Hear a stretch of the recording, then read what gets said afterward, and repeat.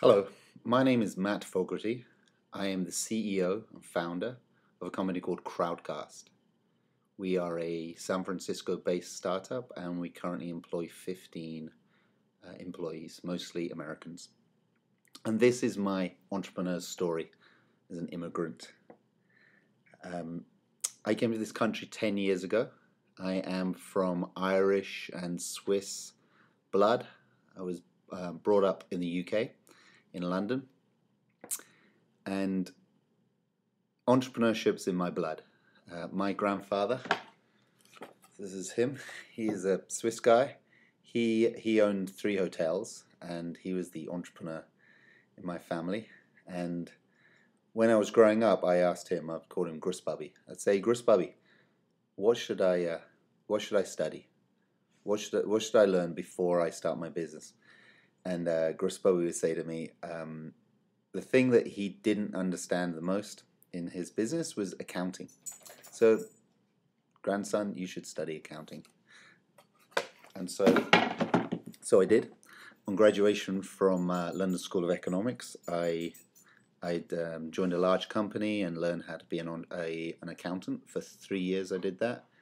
But I really wanted to do a startup. So I came to California and I went to the business school at Berkeley for 2 years. While I was there, I was member of the Entrepreneurs Association, and I was playing around with startups, and I was actually an on-campus venture capitalist, which is kind of fun. It was the bubble years, and that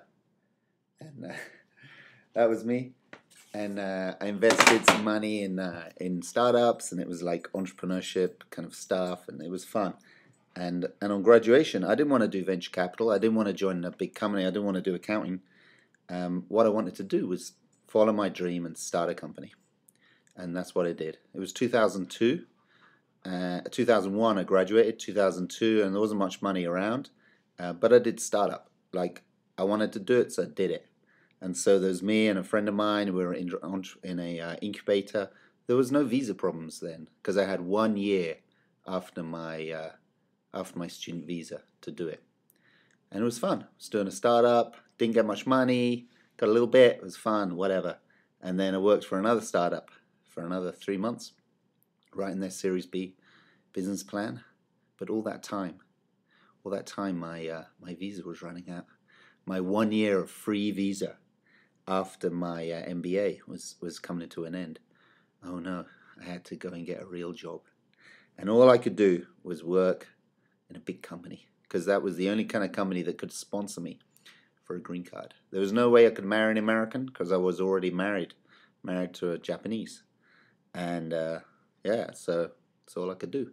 So I sucked it up, and the only thing I could go back to was bloody accounting. So I had to go and work in a large company and wait for my green card. So I went there and I worked in accounting and finance for 5 years, man. 5 years. 5 years of working in a large company doing finance, which is not really my passion. My passion is starting companies. Every day I would think about, when can I start my company? When can I start my company? Every day. Every hour. Sometimes many times an hour. These thoughts would come to me about, geesh, man, I so want to start a company. Like, what the hell am I doing here? And it was such a frustrating process. The level of visibility, or the level of control that an employee, or an individual has in this green card, this immigration process, is like close to zero. There are codes, there are obscure websites you can visit, you can try and understand what the hell is going on and what influence you can have. It was so frustrating. Zero influence. I had no control over this process.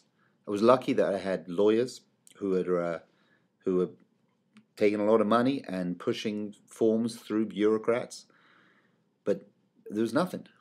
In 5 years of checking my credentials or whatever's going on behind the scenes, I never once spoke to a representative of the immigration authorities. Not once. Not once did they care enough about checking on me to see if I'm a nice guy or if I'm educated or what I am, to even speak to me, even by phone. In 5 years, man. Finally, the green card came through. And it was like, green card, green light. And I got together with a good friend of mine and said, okay, let's do a startup, man. It's 2007. Let's do it. So 5 years, man, 5 years.